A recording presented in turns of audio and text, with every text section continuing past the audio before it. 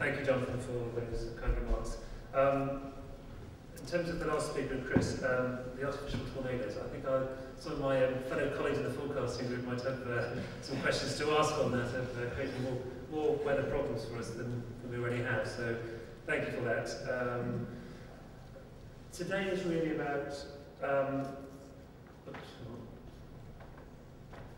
driving this way. It's about making science work, and it's an absolute pleasure to welcome the Science Industry Council and the RDA and you as delegates to the Met Office. We've been down here, moved from Bracknell some 5-6 years ago, but there's a real sea change happening in the office to be much more customer-centric and to be much better producing value-added products and services to the world and the people we serve. Our vision as an organisation is very simple. It's to be recognised as the best weather and climate service in the world. And that isn't the scientists, of which we have many. It is service, not science. The science underpins it, and hence what we do is very relevant in terms of making science work. We do that as a Met Office, day in, day out, 24/7, 365 days a year. My purpose of this talk today is really to try and help you feel what climate change will look like, and really focus on the business opportunities that then brings us as a collective. A little bit about the Met Office before we get into some facts on climate change and where I see the opportunities are. As the Met Office produces many thousands of products a day and many thousands of customers, and this slide just illustrates a few. We are one of 2 world area forecasting centres, the other one being Washington, and we keep we do the weather above 24,000 feet for half the world.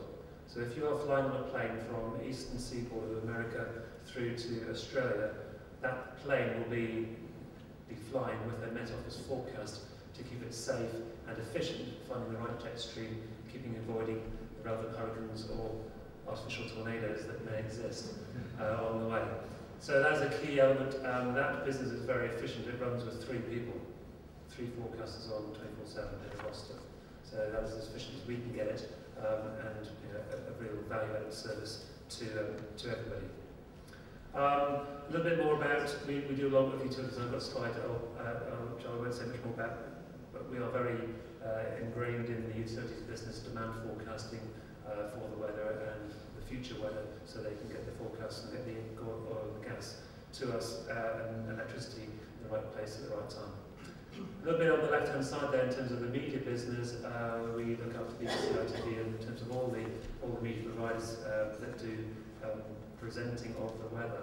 The forecasters you see, or the presenters you see on BBC TV are our employees, as part of our team here in the Met Office, and we give them as a roster of trained meteorologists to present the weather. So the John Hammonds of this world, the Cal Cookwoods, are part of my team that you see on TV, doing over 100 broadcasts a day.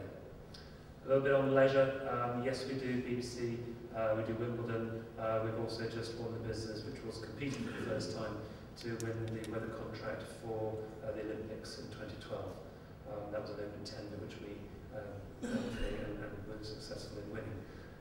We did have, just as an aside, the Chinese Met Association. I met with the Chinese people last week who had done the Beijing Olympics. Just to put into context, we have 1,200 people here at the Met Office. The Chinese Met Association have 53,000, another 10,000 contractors to the hell of it.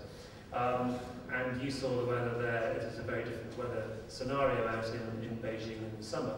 But similarly, there are racing, whether it be rowing or sailing, that is massively affected by the weather, and we saw that in terms of the media also. So it is a complex business of trying to predict the weather and getting businesses right first time and into play. So enough of the Met Office, and really now moving into future-proofing businesses for climate change. And this is one of the key slides which you have seen in various brochures. And I'll just walk you through this very quickly. The red, the bars, if you like, are essentially, the red bars here are the simulated temperatures which have been run through our supercomputers over a number of years. And you can see the trajectory moving onwards and upwards in terms of degree change and rise versus where we are today in terms of average temperatures. And the black plotting is the observed temperatures, and it pretty well matches. The spike there with in 2003 was the hot summer of 2003, where 33,000 people died in France due to the extreme heat that occurred in Europe. These are European temperatures. By 2040, in our lifetime, a lot of people around this room's lifetime, that will be a normal summer. By 2060, probably not in our lifetime, but in our children's lifetime, that will be a cool summer. So things are going to hot up, big time. Yes, we're already committed to greenhouse gases of today, and we are, absolutely on for a 2-degree rise, which actually has a significant impact on how we run our lives and how businesses run.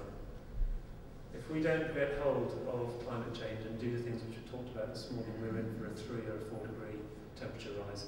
That has big impacts on the Amazon rainforest, and then releases in a feedback loop methane from the deep ocean, which then will get us into a whole new cycle of some significant temperature rises.